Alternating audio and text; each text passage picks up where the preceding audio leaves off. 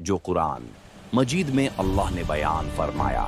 سورہ الکہف کا مشہور واقعہ اصحاب کہف، غار والے نوجوان۔ بہت پرانے زمانے میں ایفیسس نام کا ایک شہر تھا۔ وہاں ایک ظالم بادشاہ تھا، دقیانوس، جو لوگوں پر ظلم کرتا تھا۔ وہ لوگوں کو مجبور کرتا تھا کہ بتوں کی پوجا کریں۔ جو نہ مانے اسے سزا ملتی۔ جس نے بھی ایک اللہ کی بات کی اس کی سزا موت تھی۔ لیکن 7 نوجوان تھے جو چپ کر ایک اللہ پر ایمان رکھتے تھے۔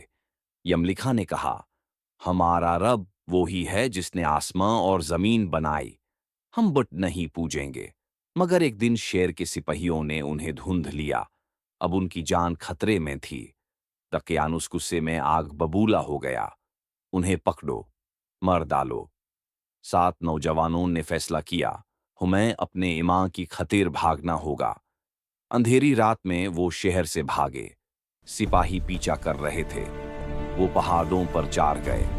راستہ مشکل تھا لیکن ایمان مضبوط تھا۔ تبھی انہوں نے ایک غار دیکھی۔ یملکھا بولا، اللہ نے ہمیں جگہ دکھا دی۔ وہ غار کے اندر داخل ہو گئے۔ یہاں وہ محفوظ تھے۔ انہوں نے اللہ سے دعا کی، یا اللہ، ہم پر اپنی رحمت نازل فرما اور ہمیں ہدایت دے۔ اللہ نے ان کی دعا قبول کی اور انہیں گہری نیند سلا دیا۔ اللہ کی قدرت، وہ سو گئے اور سوتے رہے 309 سال۔ بہار وقت گزارتا گیا، موسم بدلتے رہے، سال گزارتے گئے، شہر بدل گیا، نسلیں بدلیں۔ ظالم دقیانوس مر گیا، نئے بادشاہ آئے۔ اب ایک نیک بادشاہ بائدروس حکومت کرتا تھا۔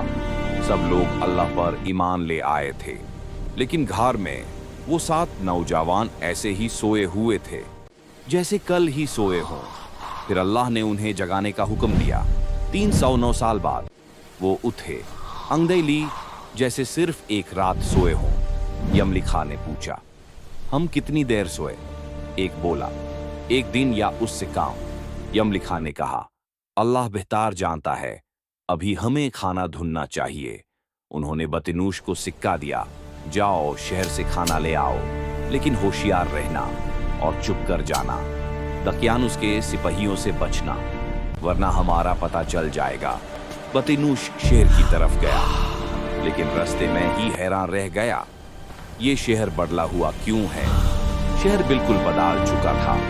لوگ عجیب کپڑے پہنے ہوئے تھے، بت کھانے نہیں رہے۔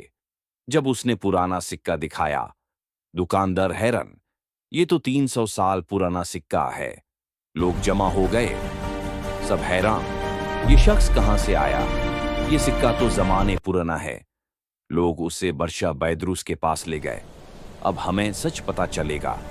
بائدروس بادشاہ نے پیار سے پوچھا، بیٹا تم کون ہو اور کہاں سے آئے ہو؟ بطنوش نے سب کچھ بتایا۔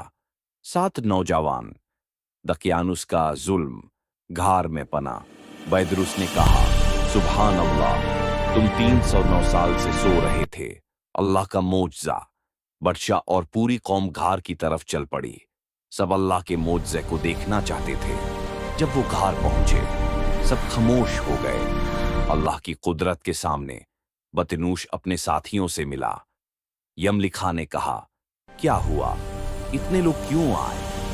بطنوش نے بتایا، ہم 309 سال سو کر اٹھے ہیں۔ سب بدل گیا۔ سب نے کہا، سبحان اللہ، الحمدللہ، اللہ کی قدرت بے انتہا ہے۔ پھر اللہ نے انہیں اپنے پاس بلا لیا۔ وہ جنت میں چلے گئے ہمیشہ کے لیے۔ بادشاہ نے وہاں مسجد بنوا دی تاکہ لوگ ہمیشہ اللہ کی قدرت یاد رکھیں۔ اللہ نے یہ واقعہ قرآن میں بیان فرمایا، سورہ الکہف، تاکہ قیامت تک لوگ یاد رکھیں۔ اس واقعے میں سبق ہے، اللہ پر ایمان رکھنے والوں کو اللہ بچاتا ہے اور